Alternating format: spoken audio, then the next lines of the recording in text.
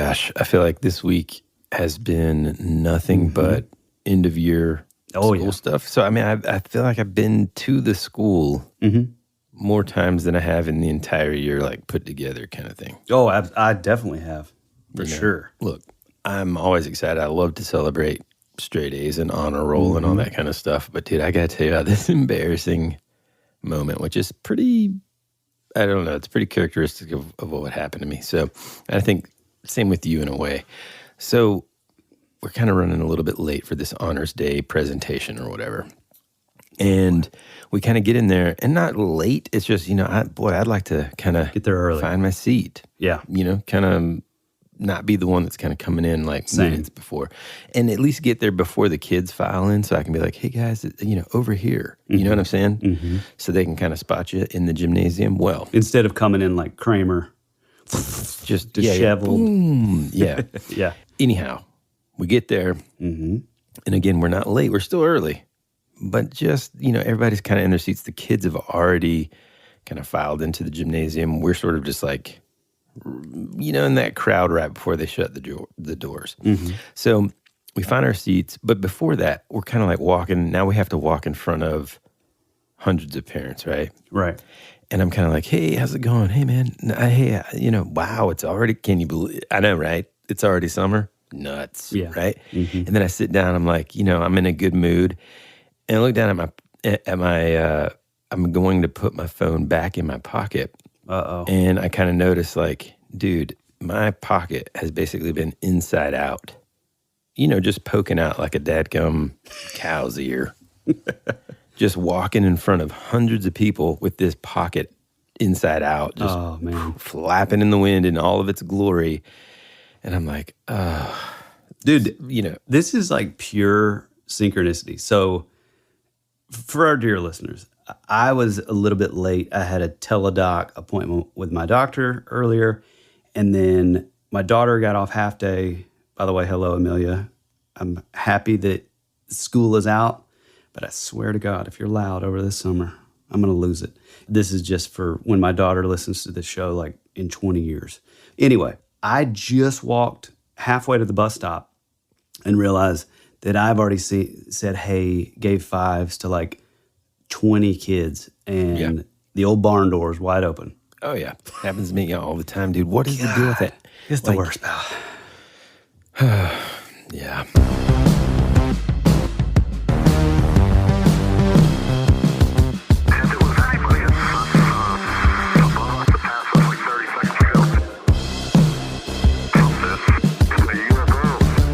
Hey folks, welcome back to your favorite podcast, That Would Be Rad, the podcast that majors in 80s and 90s nostalgia, comic culture, all things paranormal, and minors in retro video games, tabletop RPGs, pre-internet mysteries, and raising our kids to be half as cool as we were back in the 80s. I am your host, Tyler Bentz, and this is your other host, Woody Brown. Hey, pal. I finally watched, and I don't understand how I'm the last one to have seen it. I think it's just because of all the crazy stuff with my, family member that wasn't doing too well health-wise and stuff. But somehow, I was the very last out of our D&D group to finally watch the Dungeons & Dragons movie. Yep. What the heck, man? Yeah, I mean, this isn't, I understand that we really had a lot going on. Like, my daughter was in the hospital. Your father-in-law was having some we don't crazy... have to get into it all. No, I'm not getting into it. We had a lot. No, but I'm just saying, like, at least my dedication to the craft, I still pushed through, and I still, my daughter was in the hospital while I was watching D&D. Yikes, man. I'm not... That's not true. She really wasn't. Okay. But I was a little disappointed that you still had not seen it until I gave you the...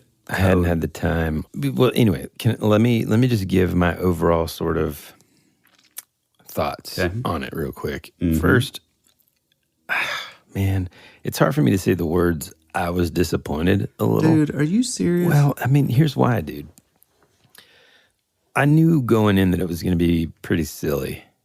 I guess my disappointment comes in, like, I just don't think, like, for example, I don't think anybody that watches it that hasn't really ever played D&D will think it's as good as those of us that have. In other words, like a lot of the humor was still good and kind of general. I don't know. I think maybe I need to watch it with Woodrow because I just feel like totally and like disagree. the special effects, even like the soundtrack, just all seemed like half to me. Well, the soundtrack to me was definitely The moments when it's weak supposed to be spot. like emotional almost seemed like I thought it was another joke because of the soundtrack choices they made. Right. Well, okay, so I mean, this is some synchronicity here, but we actually watched it again. I watched it with my youngest, Elliot, who's 4, and she's kind of at that age where it's like I won't show, which I mean sounds counterintuitive, but it's like I'll show certain things to my 4-year-old that I won't show to my 8-year-old because she's not going to pick up on like half the stuff. You know what I mean? And so we watched it again last night, and so we watched Terminator 2 last night. yeah. We watched it last night, and dude, I could not disagree more. Yeah. Especially watching it for the second time. It was like really funny, and I feel like all of the like sort of the humor, a lot of it was sort of like playing on that 70s silly part of D&D that we all already know about and kind of love. It's kind of like when you watch the old Star Wars movies, it's like these are the greatest movies ever made, but we know that like that's There's made out no of way that the dental floss that Luke uses basically to swing across right. that section will hold him or Princess Leia. Well, no, not even that, but it's like we know that like there's that aspect of Star Wars where it's like it's clearly practical effects and it's cheesy and it's made of rubber and like kind of like and they did that on what is it, Honor Among Thieves? Yeah. I feel like they did that and they sort of played into that a lot, like the Jonathan part at the beginning. Which, by the way, if you haven't seen this yet, remember. Oh yes. Dude, so like looking back as you're reminding me this, like I promise there are some really good moments. There's some good stuff that I like about it. There's some laugh out loud stuff, and maybe it's just because like I don't remember if I don't know if I fell asleep or if I just had to get like pause it and then pick it up the next day because of how late it was. I think that's what it was. Man, you did not give this a fair shake. No, I did though, man. It shouldn't have to. Like I shouldn't. Like look, you're talking to the guy who. The popular question is like, hey man, does that movie still hold up? And I'm like, well, I mean, talking about 80s movies that absolutely don't hold up, but I still love them because they're awesome. This, I don't know. In other words, like, I don't think this is going to help. They're not going to get another movie out of it. See, I disagree. I think they definitely will get another movie out of it. I mean, I don't know about box office, which I really don't know. It didn't do well. Yeah, but I don't think it was supposed to do well. I think it was supposed to be like for the fans, and I mean, yeah, there's some things that are sort of wonky about it, but I think if you play D&D, you're absolutely gonna love it. I mean, there's some really, really good stuff, and the characters are just spot on, man. Yeah. Like Michelle Rodriguez's Barbarian, like some of the times when she would just be like, oh man, what was it that was so hilarious? She said something like, I don't know, she's just like brutally honest and, kind of calloused about a lot of things. And he's just like, hey, calm down. And oh man, it was good. And Chris Pine is like the king of that kind of character. He's the best at that, dude. That's part of the reason why I think the first like new Star Trek movies I really liked because he's like, you can take him seriously. He's very easy to kind of like relate to and connect with, as an audience. And he kind of has that Jason Bateman thing a little bit too, where it's like that funny sort of like afterthought humor. Yeah. But like if you catch it and pick up on it, it's like, God, that's so funny. Yeah. I don't know if I said this on the show, but Michelle Rodriguez, I've hated for maybe 30 years. Come on, man. In film. I feel like every single time I see her on the screen, she's going to be the most one note, the exact same character that she was in whatever the last movie she was in. But I gotta say, this movie, I think that character that she plays and everything, I think was absolutely perfect. And she nailed it. Yeah, I agree. Yeah, I thought it was really cool. I thought some of the effects were kind of like cheesy, but again, I really do sort of feel like a lot of that was...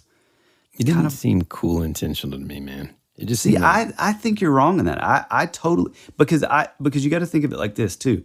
So many people, like the people that are hardcore D&D fans, are still, after like, what has it been, like 20 years since the Jason Statham one came out? And it was like pure seriousness, nothing funny. And so I think the thing that... Now, are you dude, there's a Wayans kid in it. There's stupid stuff in it. Yeah, but it was still trying to be like cool and didn't say anything about anything in D&D. I just feel like this one is like, I mean, even like the little... Did you pick up the cameo? Yeah. Dude, that was incredible. That was cool, but again, like I just didn't like the way, like that's not a halfling. What? They're just like smaller versions. I mean, I don't know. Wait, what are you talking about? Which cameo? I'm talking about... No. I'm not talking about... I don't know that he was supposed to be an actual halfling. But no, I'm talking about whenever they're in the maze and you see all the characters from the D&D cartoon. Oh, in the cage or whatever. No, I didn't. And then again in the cage, yeah. Yeah, no, I didn't pay attention. See, man, I think it was like not only like playing for... But I'm not talking about like that stuff. I'm talking about like whenever they show the buildings and stuff of Neverwinter, it's like, oh, it's 1992. Like it just, that's the kind of stuff I'm talking about. The effects were just, I don't know, man. We are disagreeing on this. It didn't look real. I mean, I just watched it last night. They didn't do that on purpose. And I didn't fall asleep. And I loved it. I know. I'm just saying the buildings. There's plenty to love about it. Again, there's tons. It's hilarious. Dude, the part where the tiefling girl, like, does that, and it showed it in the trailer too, but, like, when she flips over into, like, where that dimension door is basically open, you know what I'm talking about? And she kind of, like, flips back. Oh, yeah, that's down. Amazing. Like, that camera shot is incredible. Yeah. She's probably, like, one of my favorite characters. Yeah. She is amazing. The actress is awesome too, man. She was in the new It. I think she's got like a lot of stuff coming up, but it is interesting because there were some like really, really innovative, like sort of camera tricks or sort of like effects, I guess if you will, that I hadn't seen anywhere else. Which is like there's one sort of scene where and again, if you haven't seen this movie. Go ahead and stop now, watch it, and then come back. But there's the scene where she's like, she can change her wild shape. So basically, it's this girl who can turn into different animals or whatever. And it shows her like making her way from the inside of the castle out. And so she starts off as like a fly to a mouse to a person again to a hawk to a weasel to a bird, like to a deer. Like it's really, really smart how they sort of framed that whole kind of scene. And there were a few of those. Like this is the thing I think that I liked about it the most is it wasn't just playing to people who, you know, sort of may have played D&D in the past.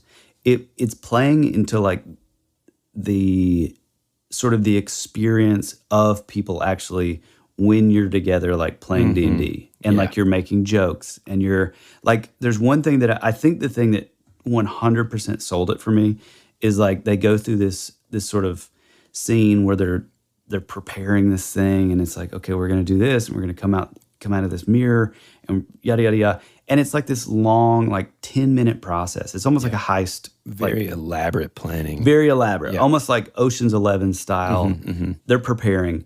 And then right at the last minute when it's supposed to work, the actual thing just falls face down. Yeah. And it's like, that's what it's like in the game. Because you go through all this stuff and you're like, you're talking to your other characters in your party and you're like, yeah, then we're going to do this, then we're going to do this. And it's like, you're like, man, it's going to be amazing. And then you roll a 1 and all of it is just washed away. Or the DM is really good at paying attention to details and, the picture frame that they planned just, real world example in one of our games when you guys are basically trying to, I think it was basically the big boss battle of the last.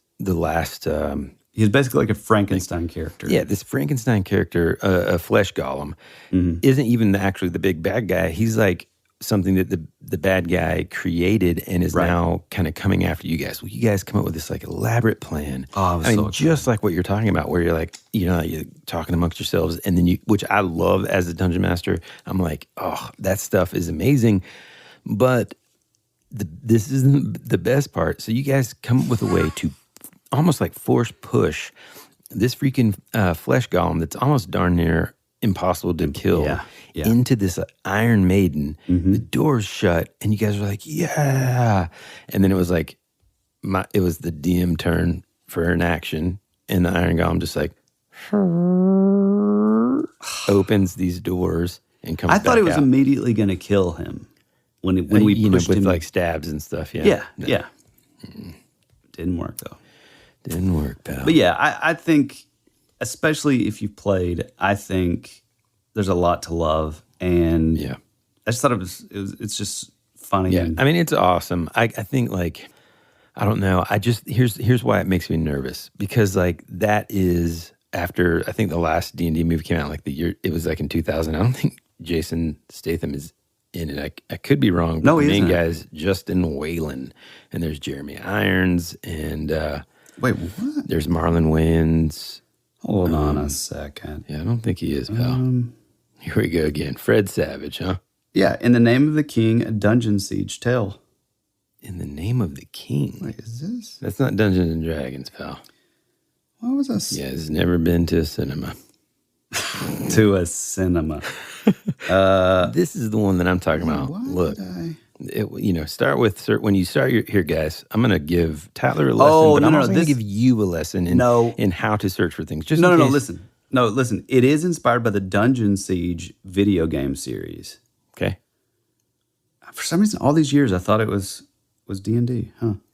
Now, listener, you can't see what I'm doing right now, but Tyler can. I'm holding up a thumbs up, but instead of my thumb pointing straight up, it's just kind of like the last final digit is just curved back down, kind of like a half thumbs up. Well, I mean that reminds me of my like stuck in traffic move. What's your stuck in traffic? Man, we are real random today. We sure are. Instead of like the typical, the classic middle finger, or whatever, or even like the rolling the dice move, I stick my thumb out the window, thumbs up, and I literally hold it there for like, I don't know, a good 10, 15 seconds. Too long, basically. Way too long. Yeah. So it gets to the point of like, the guy's like, oh, he's mad because he sees my thumb up. But then I leave it out for so long that it goes from mad to like. You got to make him what question. Is this guy like, wait, doing? Oh, do I know that guy? Oh, yeah. Do I know him?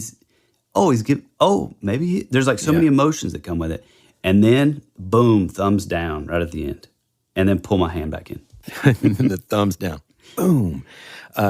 Now, there's no questioning there. But two of my favorite moves like that, like when someone's doing something, idiotic or whatever, come from Rollins, and the other one is my mom. So I'll give you Rollins's first. I always thought it was hilarious. He would do like the finger gun, but then like the thumb just moving up and down, bam, bam, bam, bam, bam, Yeah. And so again, you're like, is he threatening me? Is he not threatening me? My mom's is my ultimate favorite though. And I don't think she did this on purpose. I think she just did it because that's the character my mom is. Someone honks, let's say someone's like honking at her or something because they're not happy with maybe a move that she did in the lane. Yeah. She just waves every time, dude. Every time she's like, hey, and is like smiling. Dude, it is the funniest thing ever because then the person dude, I've seen it in action. The person in the other vehicle is like, huh? And then they start waving. It's like an involuntary thing. They're like, oh, hey. But you got to wonder because of just how your wonderful mom is. Like, does she know that they were pissed? She thinks they're honking at her, bro. Yeah, She's just thinking they're happy to see That's her. what I'm saying, yeah. And it's hilarious. Yeah. That is amazing. After these messages, we'll be right back. On June 14th, your favorite emotions are back on the big screen in Disney and Pixar's Inside Out 2. It's time to greet your Team Riley. It's anger. Let me at him. Fear. Safety checklist is complete. Disgust. Ew. Sadness is in the house. Oh, no. Hello, I'm anxiety. I'm one of Riley's new emotions. Disney and Pixar's Inside Out 2. There's a part 2? We're going! Rated PG. Parental guidance suggested. Only in theaters June 14th. Get tickets now.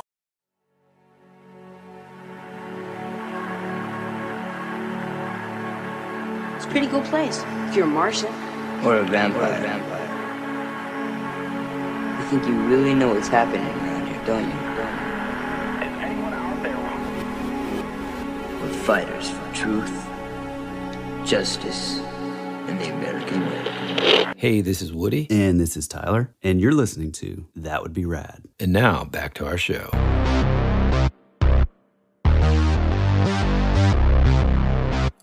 Speaking of D&D, my friend, tonight is the night. Dude, I'm pretty excited, and I'll tell you why. This is the first time in a long time that I've actually been able to be a player and not the dungeon master. Yeah. And we've talked a lot about Dungeons and Dragons today.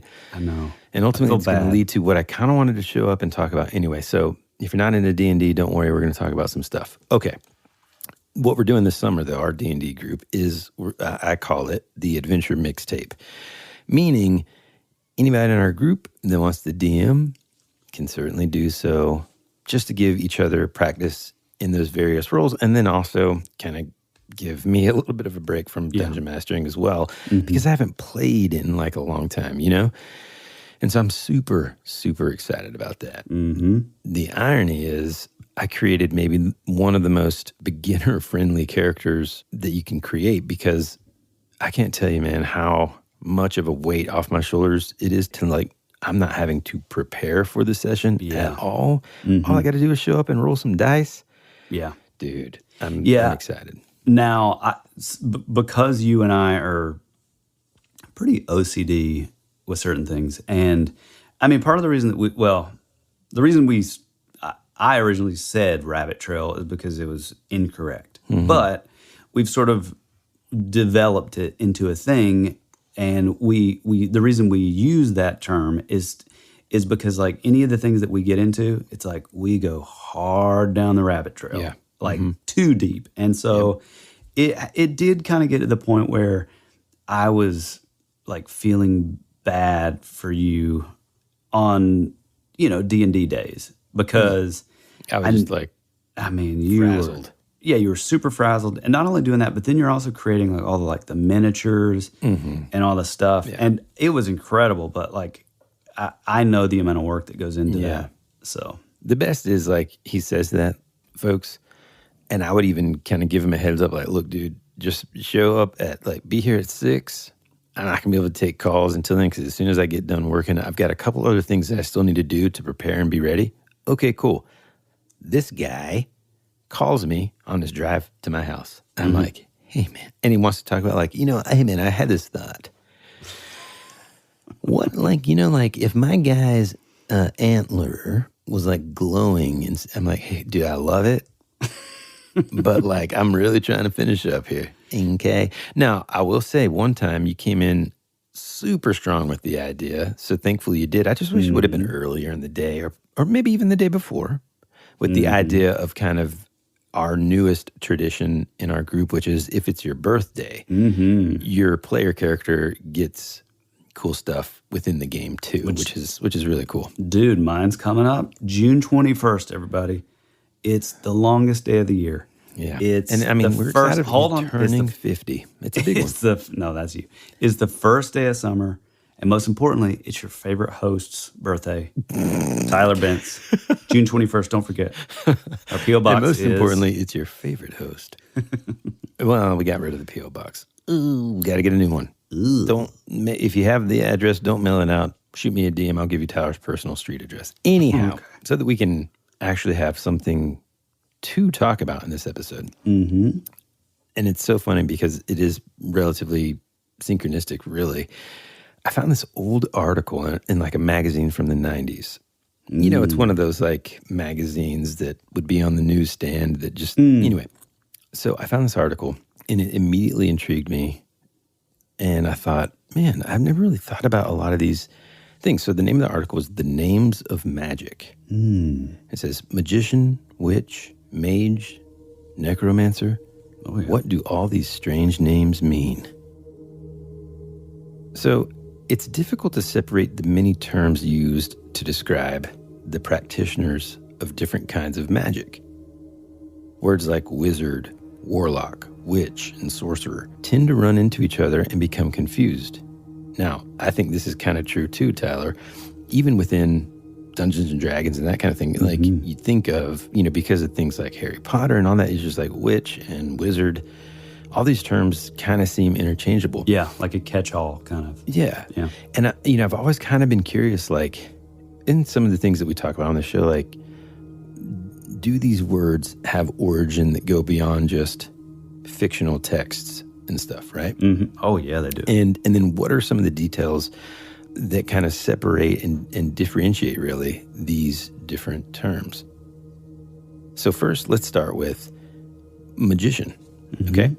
A magician is one who practices the art of magic. Now, before you say, duh, both words relate back through the Latin and Greek to the old Persian maju or magus, which was originally a member of a Zoroastrian priestly caste that was noted for its wisdom. That was from, and like the Zoroastrianism was from the Sumerians?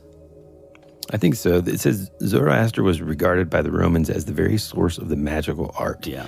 The Roman historian Pliny the Elder, writing in the 1st century, okay? And Pliny the Elder was the first person, that's the first time that we've ever heard a story of like what we would consider a ghost story. Yep.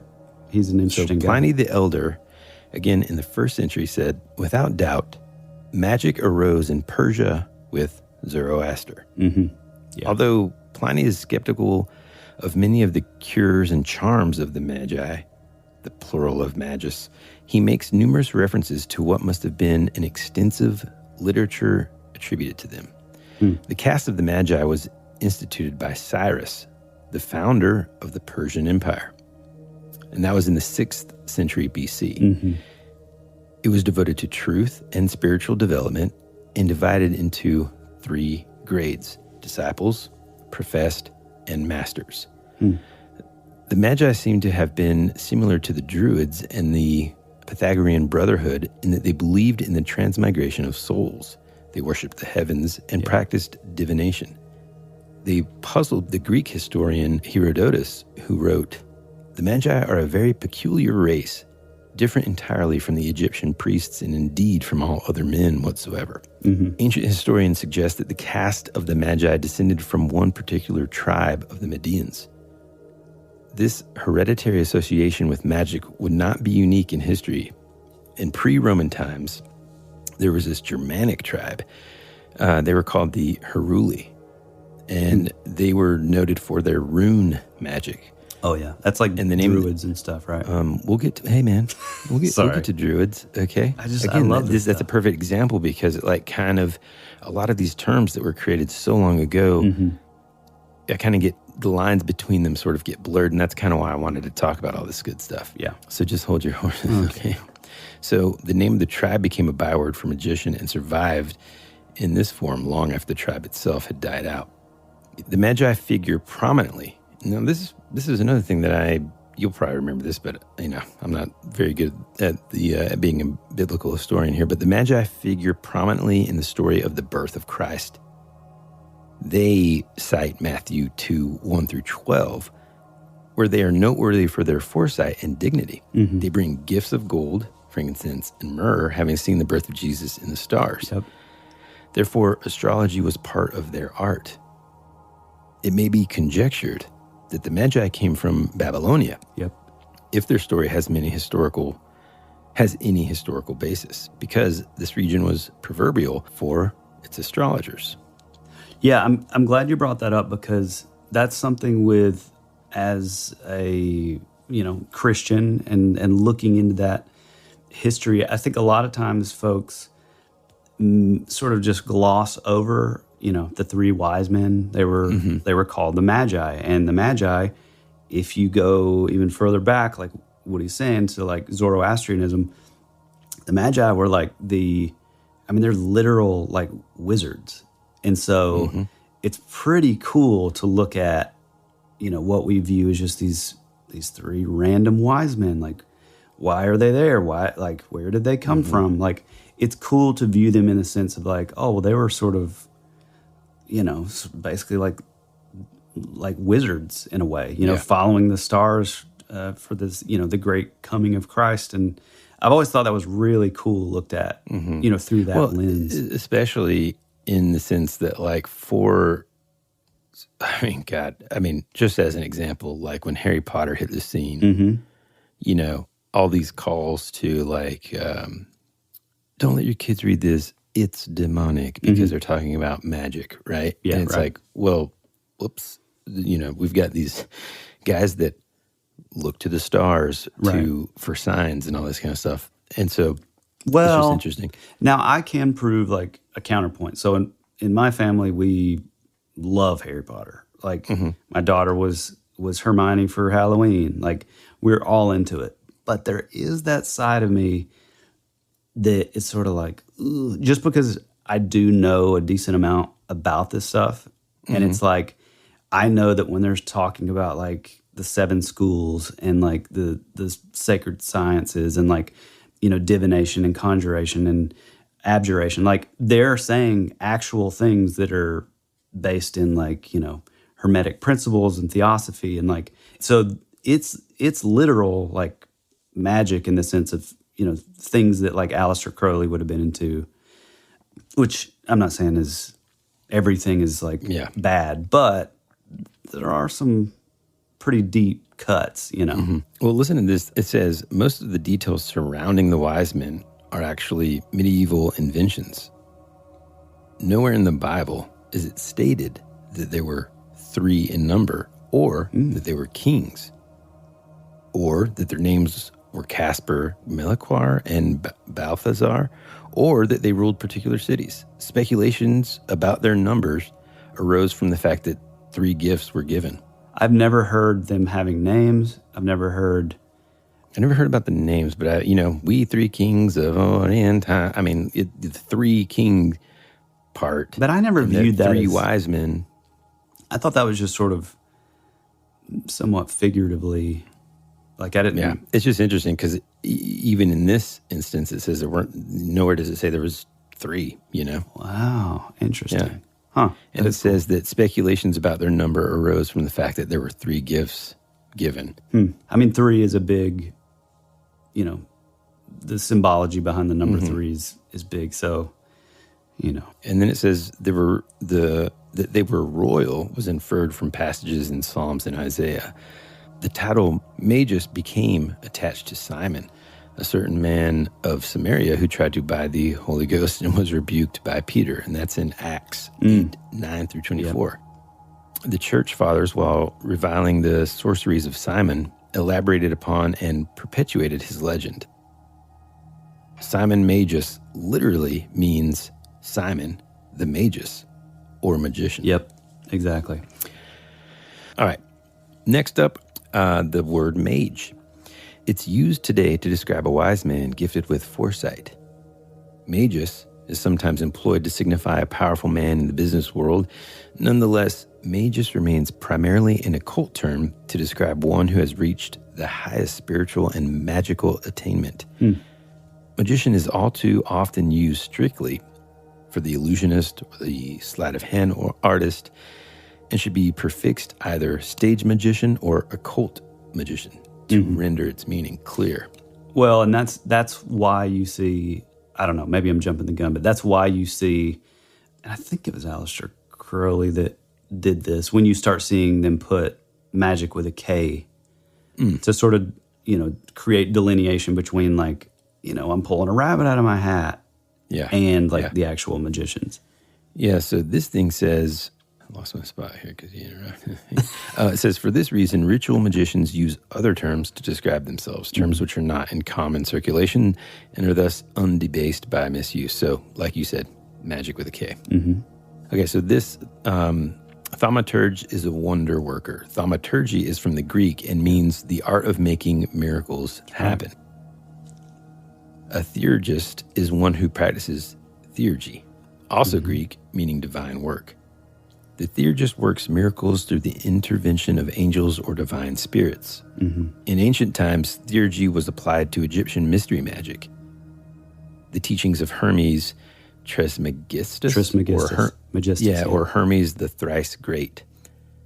Hermes was also the semi-divine giver of wisdom to ancient Egypt and was identified with the ibis-headed Egyptian god Thoth and with the Roman Mercury. Yeah, that stuff's really cool because so the stuff you're talking about now would be a lot of the stuff that would sort of like prime the way or pave the way for like the Theosophist and, you know, again, like Crowley and Blavatsky and like those folks.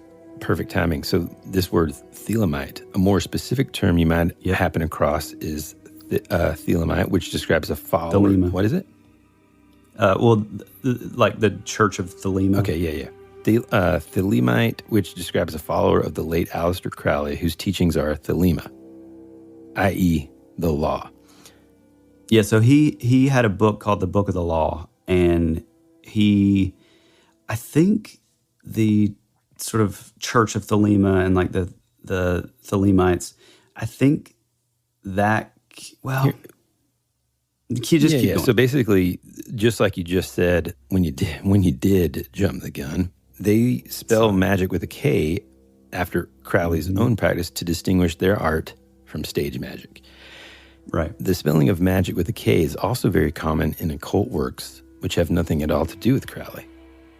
It has older historical roots, and it occurs in books printed before 1700, alternately with another old form, magique, which is like Magique. Many modern writers have followed Crowley? Yeah. I heard an interview where it was Crowley. Okay. Crowley's lead in reviving magic with a K to separate occult from stage magic. Thelemites have often been accused of being goetic magicians and of performing goet. It's still a weird word to say, goeti. The word is simply Greek for wizardry and derives from the root meaning to wail or cry, and a common mistake is to believe the word is related to goat because the goat is a symbol for Satanists. Similarly, the pentagram, a 5-pointed star with 1 point up, is considered positive, while with 1 point down, it is said to be a symbol of evil. So theurgy is also used as a general term for magic, and goety is used as a term for spirit evocation. Now, this is that section kind of dives into stuff that, like, yeah, if my kid is just like painting their room with, you know, I might be like, well, guys, maybe we need to. Okay, speaking of these different types of magic, we've got white and black magic. It might seem that theurgy is another way of saying white magic, and goety a way of saying black magic. A few decades ago, the terms white and black magic were much in vogue, but words like clothes have their ins and outs of fashion. Occultists today generally dislike the labels white and black magic, contending that whether a magical act is evil or good depends on the intent of the magician. An evil spirit may be evoked for a noble purpose, or an angel debased for an evil desire. Therefore, the whiteness or blackness of magic is in the heart of the magician. Magic, it says, is only an instrument. Dude, what is this from the D&D movie? Like, what was I just, or is this something? No. What are you talking about? I just read there's this thing that happened in One Piece, not to bring it back to manga, but something like this just happened where this guy was basically saying, like, the weapon that he created caused like a bunch of harm, and he was kind of like beating himself up over it, and his, you know, kind of mentor or whatever was saying, look, you know, it's not the weapon that you've created, it's the heart of the person. So, like, it's important for us to basically beat up all the bad guys. You know, I do think that I think there's an element, and I could probably get some blowback from this, but I think originally the whole black and white magic thing was sort of like, hey, well, we're only doing good stuff. Like we're only doing positive things. And, you know, like if you look back, especially in like Appalachia, like you see like what were called like hedge witches or journeyman witch or powwow doctors. If you go up to like the Pennsylvania Dutch area, they truly were. I mean, even the folks who originally started doing like the Farmer's Almanac, they're doing these things that a lot of people would view as like quote unquote white magic, whereas like your black magic would be like your Aleister Crowley, who are doing like sex magic and like ritual sacrifice, and like it gets real dark, you know. Voodoo, hoodoo. Well, no, I mean that's all kind of into it too. It really is sort of, I don't know. It does get a little confusing because there's a lot of these folks who, you know, say they're doing these sort of ritual or this whole process, but then at the same time they're like avid churchgoers. Yeah. I mean, it's kind of like my family where. Yeah. We will return after these messages.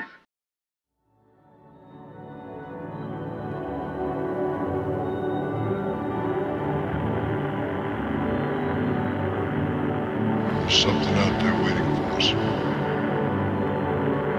And it ain't no man.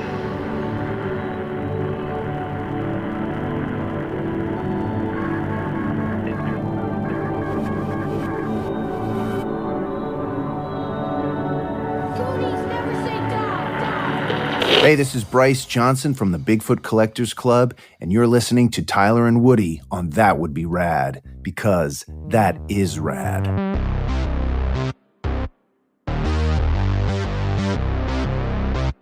My whole family, we went to Blue Creek Baptist Church, this little Baptist church where I grew up. We were there every week. And I've said this on the show, I think, like, but my Uncle Stuart did this thing called, it was just, ever since I was a kid, it was just called conjuring, where he would repeat this, like, I think it was a biblical passage, I'm not super sure. But I mean, he was like our Sunday school teacher at the same time. And like this thing was passed down from my great aunt, and it had to be passed from like one member to the other. And it's a lot like here, man. We're gonna get into conjurers. Can we? Oh, okay, good. So hold that story. Well, yeah. I mean, that's pretty much it. I'm just saying, like, no. Like a lot of this. Elaborate on that. We're gonna get there. Just a second.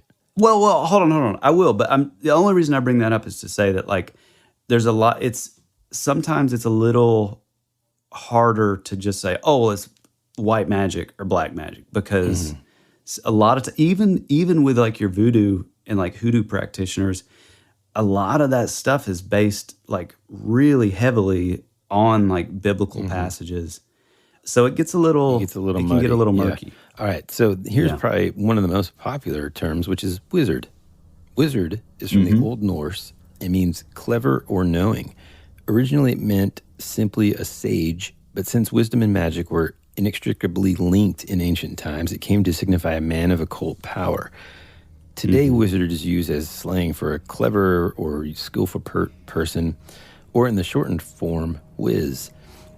Its connotation is of a solitary theurgist, usually an elderly man.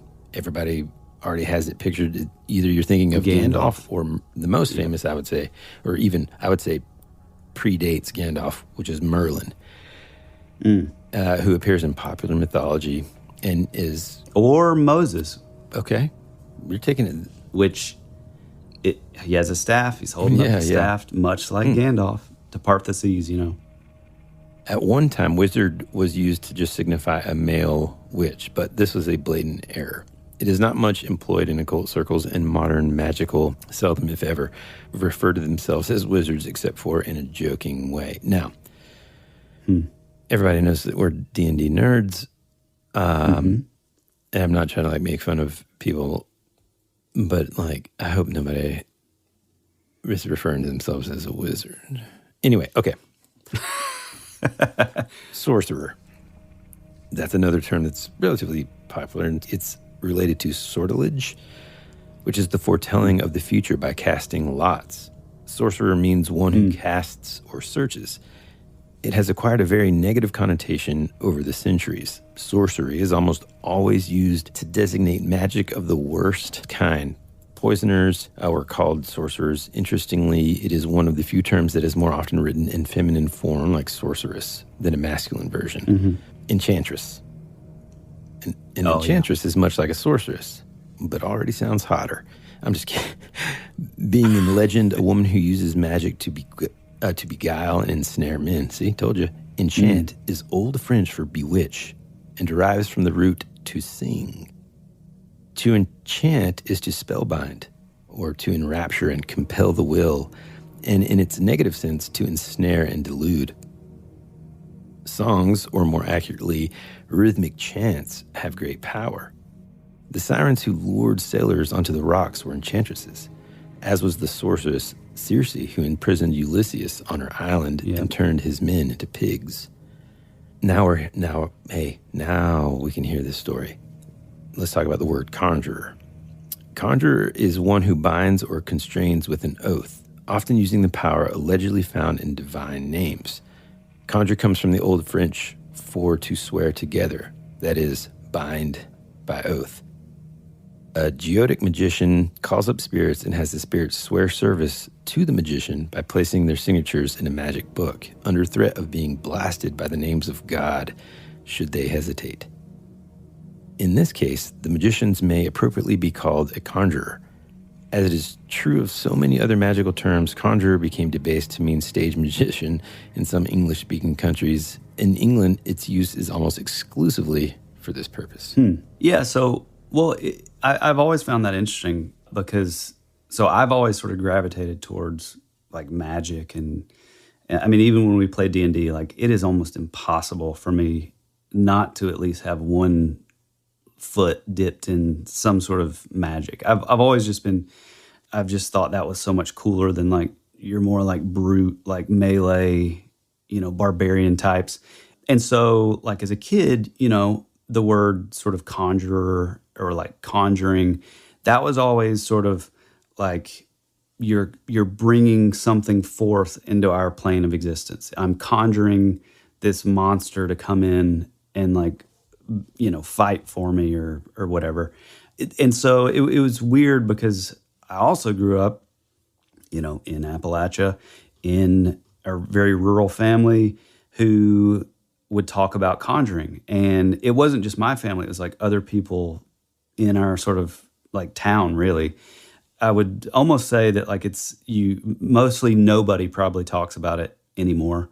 But like my uncle, and they were never called like conjurers either. It was used as like, oh yeah, Stuart can conjure, or yeah, so and so can conjure. It was never like sort of a role that they had, And so maybe that's where the breakaway part was. Maybe that was on purpose so that it didn't appear like there's some like occult whatever. Like I said, like these were blue collar folks who were deacons at the church and, Sunday school teachers and stuff.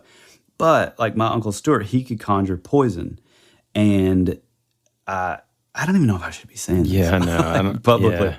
I mean, we'll go for it. But it's this thing that's no, I'll get into it. It's this thing that's like passed down from, so my great aunt. Dude, I don't know if he wants all this like globally, like let's just keep it at like. I think it's fine.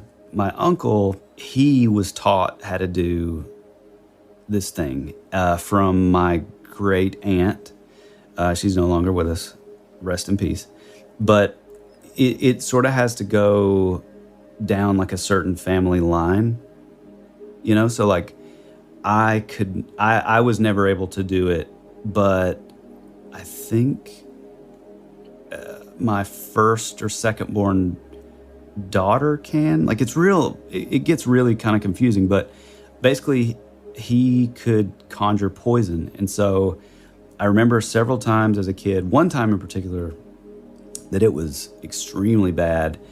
And he was like, I'm not going to do it. Let's go over to, my great aunt's house.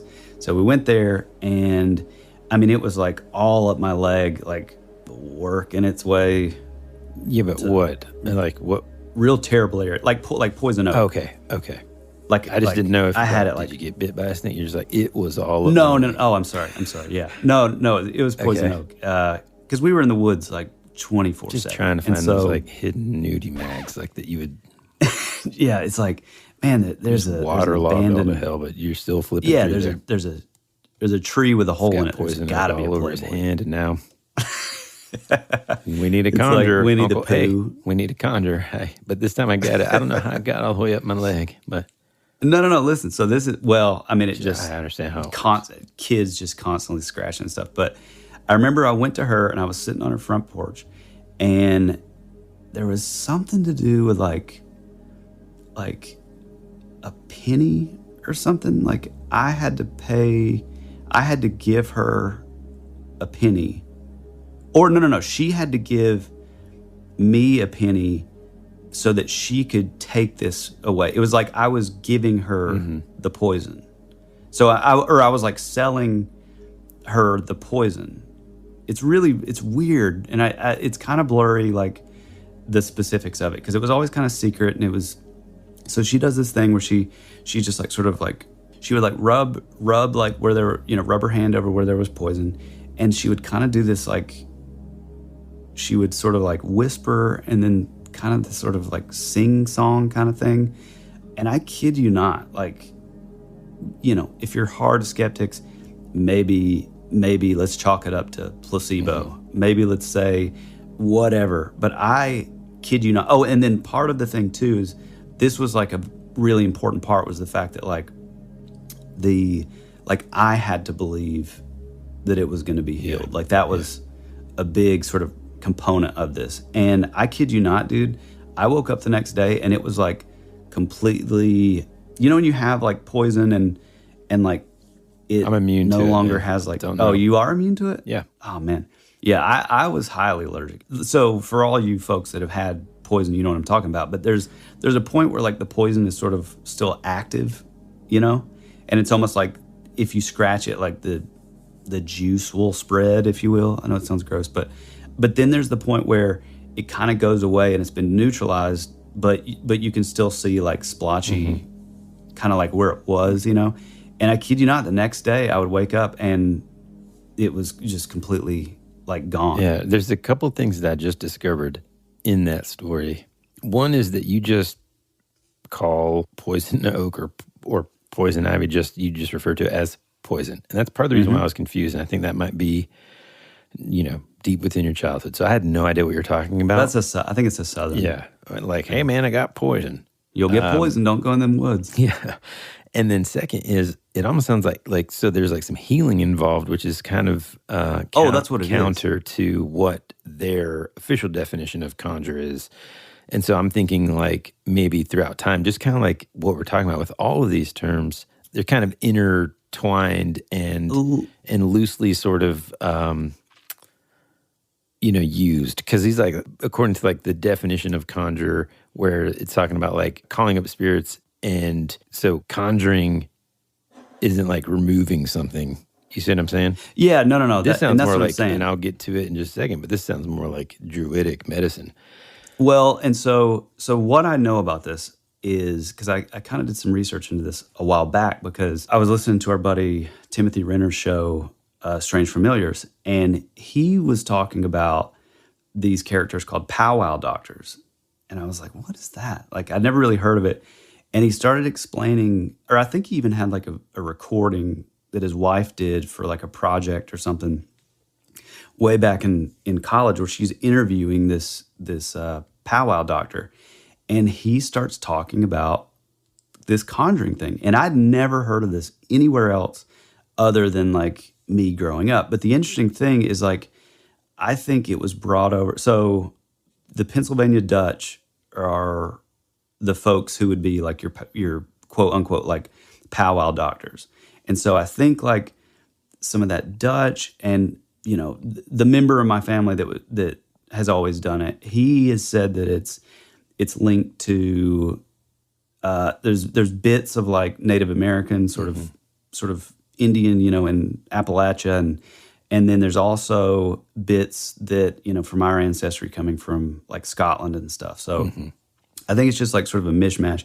The interesting thing about conjuring though is there were certain people in our little community, like our road basically, that could do it, but it would be different stuff. Like there was a guy that could only conjure like if you had like plantar warts. And then there was another dude that could conjure fire. That was like if you had see, that's what I'm saying. Like even that word, like when I think conjure, to me it means like create something, like, right? So like I'm conjuring fire, like all of a sudden this guy's got fire in his hand, like poof, not healing it. You know what I mean? Well, and so I think that's the confusing part. I'm not real sure where that term came from and why it was placed on this, because it is. But then you think of like, I mean, to me, conjuring is sort of like a transferring of something. So you're bringing something from somewhere else to here, and so maybe like conjuring like a healing spirit or something. But hold on, here's something that I've also discovered in all of this. I want to do an episode, and I think we should, and just call it like Southern magic and traditions. Because here's the thing. Well, they call it mountain magic or mountain magic or granny magic, but not just on that. Like I also want to talk about like I think it's super fascinating, down in the deep South, there's all kinds of, we'll say, sects of Christianity that include, like the snakes and all that kind of stuff. Oh, yeah. So there's all sorts of ways that we can get there, but I want to save that for then. Yeah, that's so cool. Let's dive into more of these terms, because I think it's interesting to see how like even within this conversation, a word can get intermingled and just add to the confusion. Yeah, for sure. There's only like 4 or 5 more terms here, but necromancer is another word that's used sort of interchangeably sometimes with magician, when in fact it has much more narrow meaning. Necromancy is from the Greek. It means corpse divination. Yep. This is the ancient practice of calling back the dead from beyond the grave on the theory that they have valuable knowledge not known to the living. We saw this perfectly and hilariously depicted in the newest Dungeons and Dragons movie. It's amazing. Well, also you're divining, or like the folks who can find water, they'll have like the 2 little sticks. They call them water witches sometimes, or like the 2 little metal rods or whatever. And that's a form of divining or uncovering like secrets or having like direction in something, you know what I mean? Yeah. Which is always cool. It's super interesting, man. Especially since like I remember I was reading something about like real early sort of, I think like maybe 1800s or so America, when there's like a big religious revolution, a bunch of different like branches of all kinds of different things were happening. And what's interesting is the use and acceptance of things like that, singing stones and like using sticks to find gold and treasure even. And again, I want to save that for, I think we should do a full episode about those lines being blurred and all that stuff. Yeah. With necromancy, though, it's also, so it's not just like trying to extract information. It is traditionally thought to mean the actual animation of the corpse by magical means, but it is also used to signify conversing with the soul of a dead person, even if the soul is not in the corpse during the ceremony. Right. So I would say, like in this instance, that kind of reminds me of like if somebody is having like one of those seances, you're communicating with, and I'll give a big disclaimer at the end. That's sort of like a medium, though. Yeah, which isn't one of the terms used here. But, because they're talking about speaking with that person's soul in the ceremony, even if that body isn't there. And it says, because the practices of traditional necromancy are crude and often involve activity in graveyards and the use of noxious substances, most magicians kind of reject the art and would become quite annoyed if they were referred to as necromancers. In fact, traditional necromancy involves criminal acts and has a very negative association in the minds of occultists. So, like our episode on the Hand of Glory, that would be an object that like necromancers would use. Yeah. That kind of thing. It's like digging up, like, it's just any sort of quote unquote magic devoted or sort of based around the dead, and like, and not just like, oh, well, they've passed on, so we're talking to their spirit. No, the actual like physical dead, like corpses and stuff. What's interesting is out of all of these terms, really there's only like 2 that are associated truly with quote unquote evil magicians. And the first is demonists, okay? The worship essentially of demons. The word demon was originally a Greek word meaning a spirit dwelling between the gods and humans. But today it's commonly used to mean a wholly evil spirit.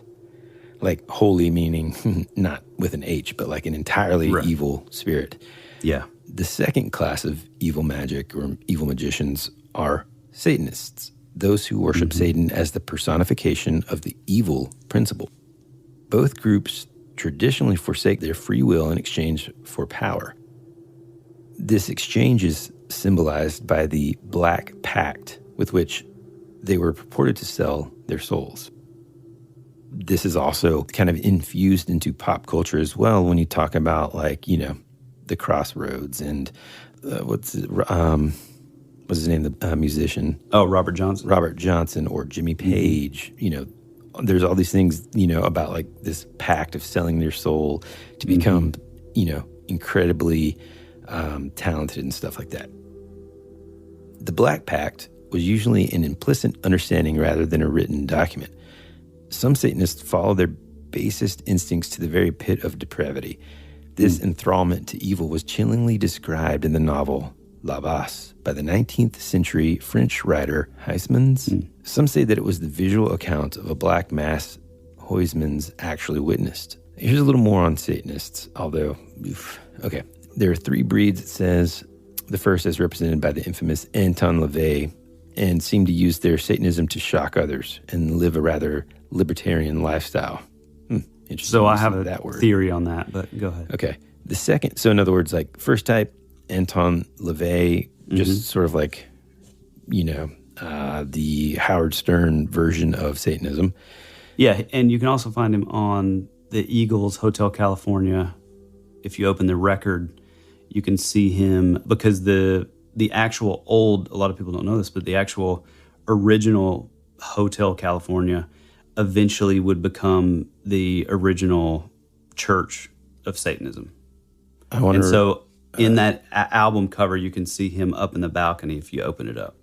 Now, I don't know if they were referring to a different place, but I've been to a Hotel California in Mexico that they said was the original one. So I don't know if that was like a little misdirect there, but I don't know about that. The second type consists of youths trying to offend their elders and who have copied some ideas out of a few books. We all remember that kid in school. Yeah. You know what I'm saying? Yeah. I mean, like, truly, I'm not trying to make fun. Hey, everybody's trying to find their identity. Yeah.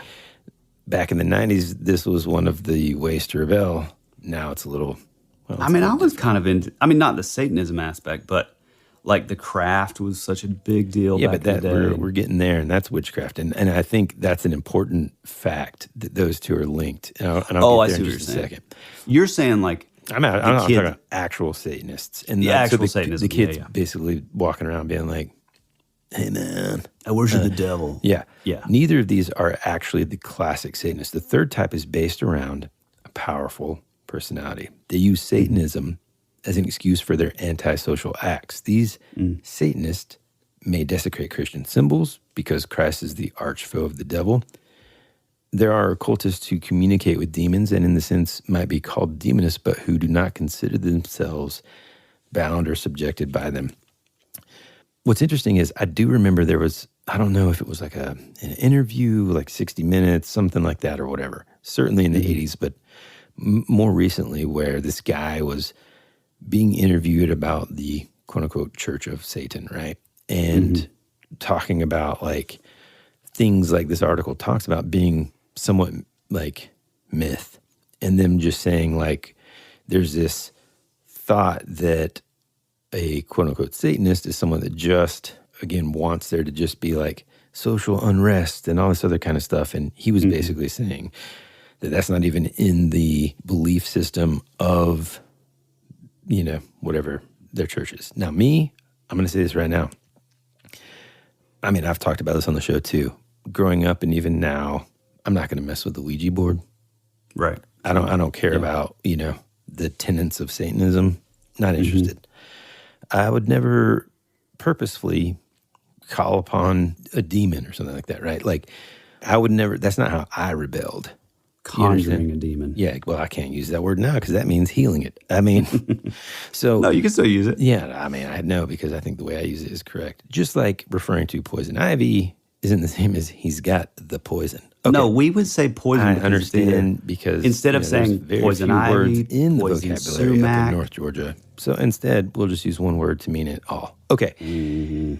So next, this is what I kind of alluded to earlier in the fact that, like, well, it's part of the reason why Dungeons and Dragons was considered evil during that sort of satanic panic back in the 80s is because if you said things like wizard or witches or druids or, magic in general, Satan, burn it all, burn the Beatles. They're also, it's like, okay. So completely separate from such evil magic is the term witchcraft. However, due to the influence of historic testimony, the witch has still and is still commonly regarded as equivalent to the sorceress or Satanist. Witch is from the Anglo-Saxon Wicca, a male magician. The female form is Wicca. The Anglo-Saxon verb Wiccan means to practice sorcery.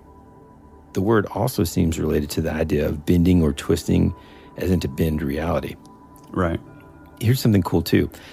It also, according to one source, is a potential corrupt form of the Anglo-Saxon Witga, which meant a prophet, soothsayer, or wizard. And all these things too, they all exist within different cultures. I mean, with like Indians or Native Americans, it's like you have your medicine men, you have your holy men, you have your seers. Yeah. One of the big things that you mentioned earlier is like there's a thing called like the Egyptian mystery schools, and a lot of that is what the Knights Templar and like the Freemasons would take, and then you get into like Eliphas Levi and the Baphomet, and I mean, there's so like it kind of does deserve its own like episode, because it's so vast. Yeah, and kind of last thing about witches in terms of kind of it goes right in line with what you're saying, which is like a lot of people are basically think that witchcraft had its origins in a kind of sort of European shamanism, which is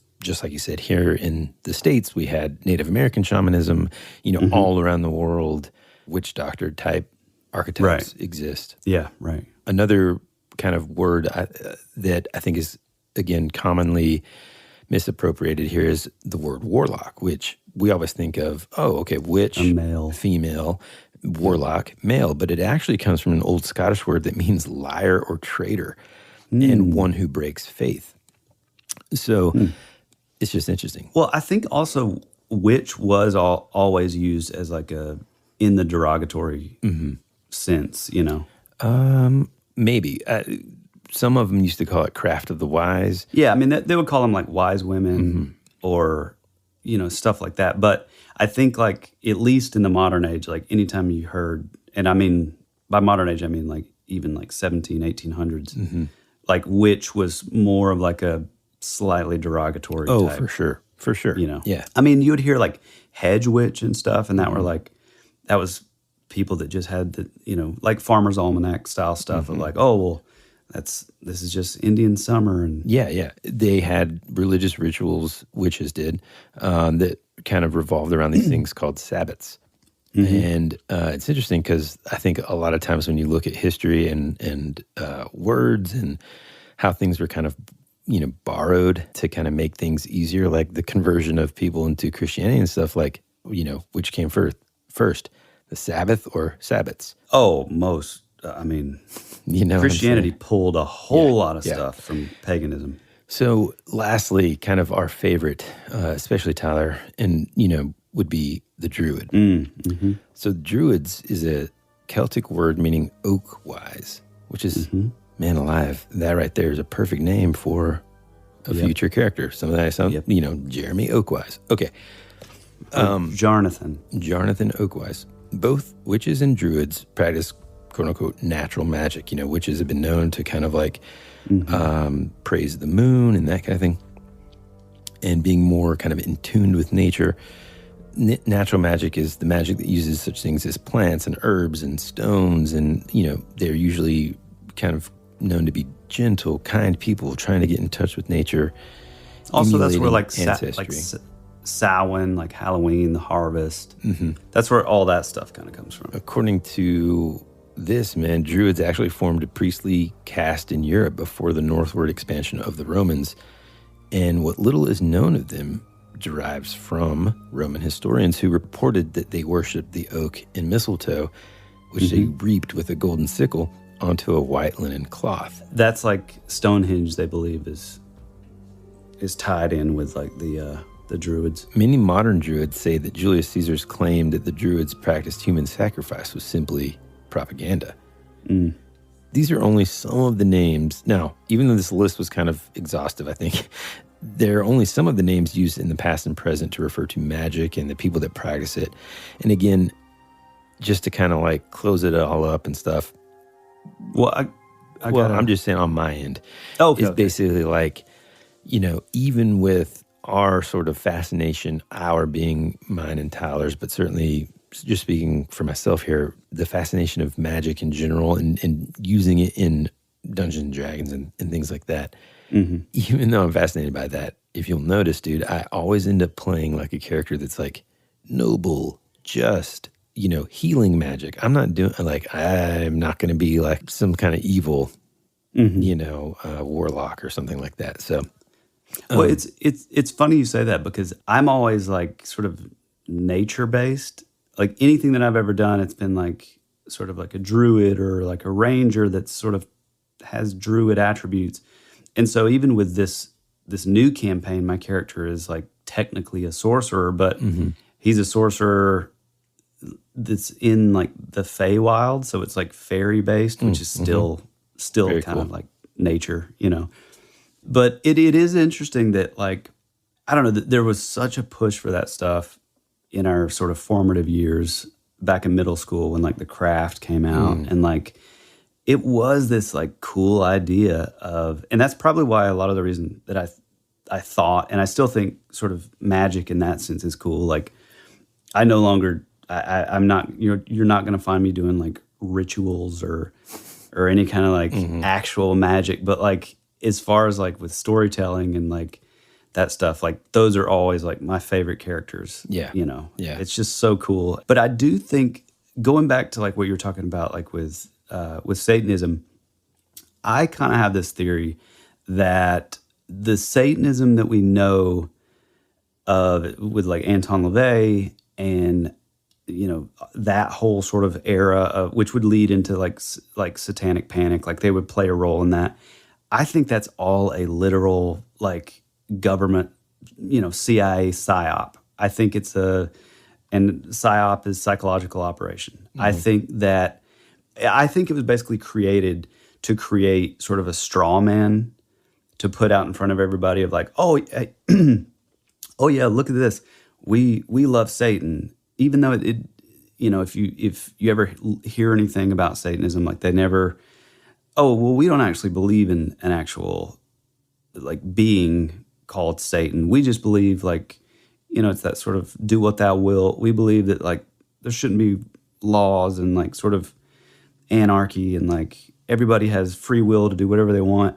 I think that is a complete psyop to actually hide the actual sort of ritualistic beliefs of a lot of other folks. Like there's a guy that I think is I mean, he was like best friends and tied in like directly with Anton LaVey and a guy named Michael Aquino. And he would go on to create a thing called the Temple of Set.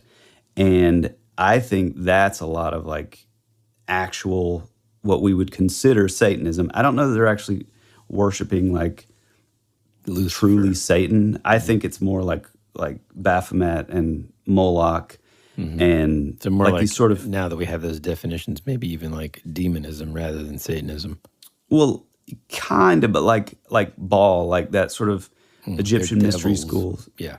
Well, it was like Sumerian, like ancient like Babylonian like deities. And it is weird because a lot of the stuff, the practices that these people were doing, like, you know, back in like the Babylonian days or like early, like, you know, Canaanites were doing, it is weird because a lot of this sort of ritualistic stuff is like pretty par for the course, you know. We're not going to get into all that today, but I do think that the Church of Satan was created so that a bunch of, you know, kids with bad home lives and nerds in high school could join up and be like, oh, I'm like as cool as it gets. I don't, you know, I worship Satan. I think that was just a total psyop to keep eyes off of like people like Michael Aquino, who is a very, very high-ranking officer in the military who, you know, was coordinating certain things with Anton LaVey to create the Church of Satan. I'm taking my conspiracy hat off, but I just had to put that out there. Yeah, I'm glad you did. I'm sure there are listeners that are equally interested in that stuff. That starts going down the trail that I would like, if I was given the choice between 2 rabbit trails to go down, that's the one I would take last. And maybe if it was the only one, just because I just, I don't, that stuff. I mean, it gets dark. It starts to get a little too, and then like, I don't know. What I was going to say too, though, is I think ultimately, just like a lot of the things that we talk about on the show, I think it's important for us all to kind of keep an open mind to it all. So when you start thinking about like the word magic, keep in mind that it can mean a lot of different things, and not all of them are evil. You know, I think when you start becoming, and I think this is where like there's the distinct sort of difference here in my mind. Same with like things like Harry Potter and all that. I think stories are awesome, but when you become a practitioner of things, do you know what I'm saying? Yeah. Like if you start actually trying to perform rituals and stuff, it takes a whole new thing, turn. and I think that there's a distinct difference there, you know. And I think again, no judgment. If someone wants to practice the old ways of Native American shamanism or whatever, go for it, man. Whatever you think. That's not what I necessarily subscribe to or want my. You know, it's not even that I wouldn't want my kids. It's hard to explain because that's a pretty like. And again, this could be my ignorance here, but that one seems like a little like not user friendly, but like less nefarious than hey, Dad, I'm wanting to do some rituals to, you know, any of those character ball and, you know, all that kind of stuff in comparison to like, hey, I've learned some like druidic sort of earth medicines. We talk about that all the time, you and I, not on the show, but like, you know, like homeopathic remedies and things like that. Guess where all of that kind of comes from? And it kind of every bit of that path of that sort of quote unquote druidic or medicine man type thing. I think when it becomes ritualistic and that kind of stuff, then that's when it sort of dives into that area of like, well, I'm not real comfortable of, you know, with doing that kind of stuff. Yeah. And that's why I think it, you know, when you were talking about like the black and white magic, that's why I feel like it's kind of a tough thing because, like, for example, you know, and yes, we're still going to do a show on this guy. It's been 3 seasons and we still haven't got it, but like John Dee. So John Dee and Edward Kelly, they, you know, would spend all this time like communicating with angels, and like, you know, these quote unquote angels gave them like the Enochian language, which, you know, that goes back to like the Book of Enoch and like all this kind of stuff. But I think it's hard to say, oh, well, that's white or that's black magic, because John Dee was a super hardcore, like by the book, devoted Christian. But at the same time, you'd find out later that this Edward Kelly guy, who was the sort of the conduit, he was the one who was sort of working as like a type of mediumship, I guess, to like sort of convey these things that were being given to him by angels. I think there's probably a lot of like dark stuff, and I think that's the fear with some of this stuff, and that's what you're saying. And I think I think it can even work with like even like, Native American, like shamanism and just any other forms of like shamanism, I think if you're opening yourselves up enough, there's always going to be the fear, no matter how experienced you are, no matter how righteous your motivations are in this. I still think that it does allow like a space for like other things to come in. And I think like with the Ouija board, and with like our episode on like Loab or Lobe, it's that same kind of thing. It always sort of appears as like something good, or I'm a child spirit that I'm in trouble, I need your help, da da da da. And then eventually it will reveal itself as being something like dark. You know what I mean? Mm-hmm. So yeah, it reminds me of, I guess, what I understand to be the basic premise of the new Flash movie, but also Spider-Man No Way Home or whatever, when you think you're doing something good, right, and you end up diving into something that you don't know a dang thing about, and you end up opening opportunity to a bunch of other bad stuff that's just going to happen. You spend the rest of the time, or a movie in this case, trying to fix it all. Well, even like with Aleister Crowley, he would talk about these like being like communicating with like what he called his holy guardian angels. And so it's like, I'm pretty sure the guy who claims to be the wickedest man in the world, I'm pretty sure that doesn't really work hand in hand with angels as we know them in the biblical sense. Mm-hmm. This is another thing I was going to say, and I think I brought this up before, but I do believe that and a lot of folks will use the term like alchemy or being an alchemist. I think this does like pertain to what I'm talking about, but I think that, and you and I have talked about this before, I think that there are things in this world, sort of secret things or things that we would call magic, that are ways of almost like hacking the system. Yeah, no. We wouldn't just call it magic. We're 80s kids, dude. We would call them cheat codes. Or like cheat codes. Yeah. But I think those things weren't, I mean, even like biblically it talks about how, the fallen angels would come down and they showed us magic. That's a big thing in like the books of like the Apocrypha, which are the books written in between the New and the Old Testament. But they basically talk about these fallen angels showing us the secret sciences and teaching us like magic. And I mean, they blatantly call it like witchcraft. And so I think these like cheat codes, I don't think they're necessarily like for us to use, I just think sort of the rules of like, or like sort of the cosmic protocol of like what we're supposed to do here on Earth. I don't think we're supposed to like mess with that stuff. Mm-hmm. But on the same hand, I think that when we see, Jesus, who was the Son of God, he was divine, but when he was here on Earth, he was flesh and blood just like us. I think you would see him even tapping into a lot of these things. Like when he multiplied the food for the masses, like, he had to have fish and a loaf of bread or whatever. And through that, he was able to create, feed, the multitudes. Mm-hmm. Same with like the blind man. He would have to reach down, he would spit in the mud and rub it on his eye. I think it wasn't just like snap fingers. Not yeah, blind. Right. Yeah. And I've always thought that. And I think there is something to these guys who are doing it. They're trying to wield a power that isn't meant for us. Yeah, dude, exactly. Yeah. Exactly. Yeah.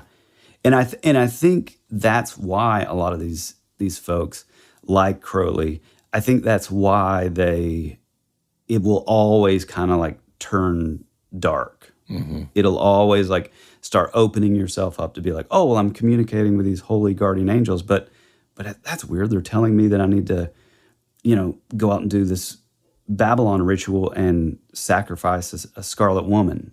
And like, it just always kind of gets dark. Yeah. You know what I mean? Pretty quick. Yeah. Yeah. And I think too, one of the things that we said maybe once or like however many times we've talked about sort of like the cheat codes and that kind of thing. I think for folks that are like extremely, what's the proper way to say it? Like hardcore about like devout. Yeah. Super devout and stuff. They might think of you like describing that as being blasphemous or anything like that. And so no. I just want to make sure that, at all. That people understand we're not trying to be, anytime we talk about belief system, like disrespectful of whatever somebody believes.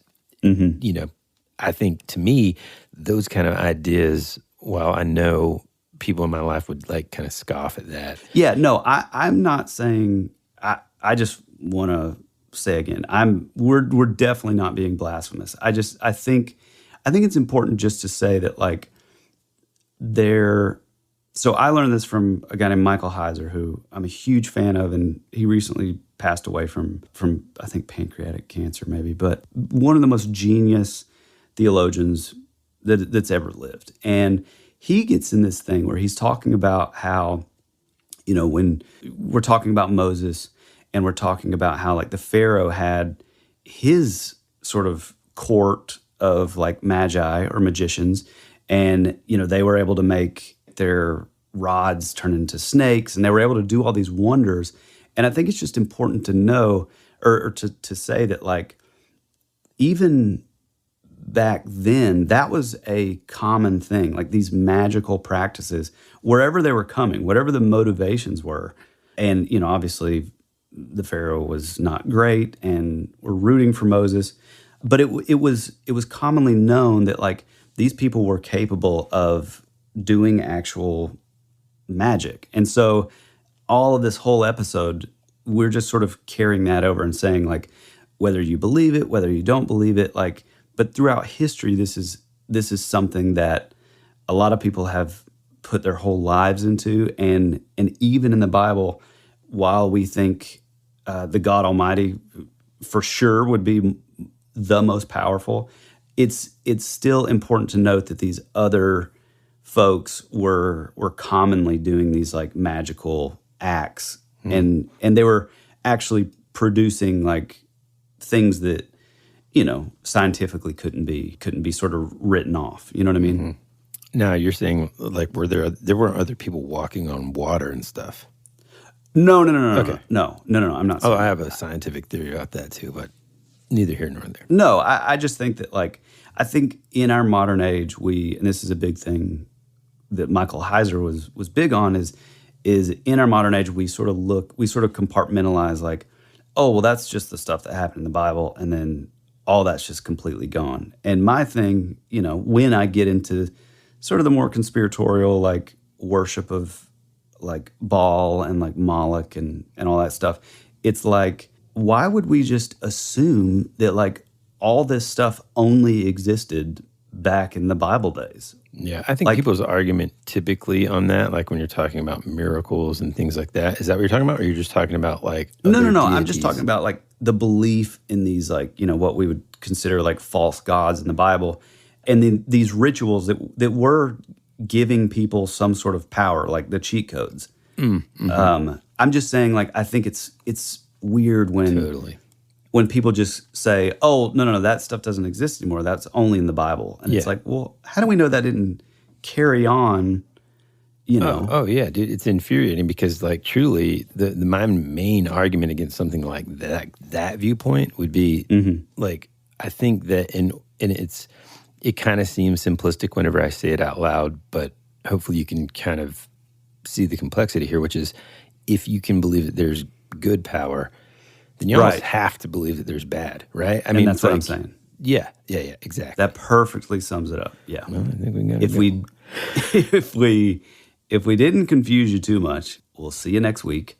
And if we didn't offend you too much, we'd love to have you back on next week's episode, because we're getting into what I believe is Camp RADDEST. No, not yet. Nope. Son of a... No. We will be announcing what this year's Camp Rad Strangeness theme is going to be. It's exciting. In next week's episode. And also, it's kind of my turn. I'm going to be bringing a very interesting topic that I think is extremely topical. You know, first episode in June, basically. Yeah, dude, it's going to be awesome. We have a bunch of cool stuff ready to roll, and we cannot wait to share it with you. If you want to find us, hit us on Instagram. Feel free to jump in the comments, shoot us DMs if there's certain topics that we haven't covered that you'd love to hear us tackle, or if maybe you have your own paranormal story or local urban legend or any of that kind of stuff, we'd love to hear about it. If you prefer to write it out in more of like a long form type format, feel free to shoot it over to thatwouldberadpod@gmail.com. Even better than that is thatwouldberadpodcast.com, where our website, you can give 5-star reviews, you can leave comments, you can jump on and listen to episodes, but most importantly, you can leave your own voice memo of your own story. And, if you approve of this, we can take that and put some killer sound design and music in the background. And we just love that stuff. I guess you would say we're like collectors of that kind of stuff, really. But yeah, we'd love to hear it. If you have time, go out there, leave a 5-star review on whether it be Apple or Spotify or wherever you listen to this podcast. Go out there and tell one single friend about the show. Maybe that weird guy that you work with who, you've heard him say Project Bluebeam 1 or 2 times. That's the guy that's going to love this show. For those folks who are just still not getting enough from our main feed, feel free to join our Rabbit Trail, which is our Patreon. There's many different tiers that could fit your financial situation, and we'd love to have you over there. It's a lot of the same, but a little looser, a little later at night, a little unbuttoned, if you will, but we'd love to have you over there. Woody, can you think of anything else? I think that's it, pal. All righty, pal. Well, we love you, we appreciate you, and as always, be rad. That's the way it goes.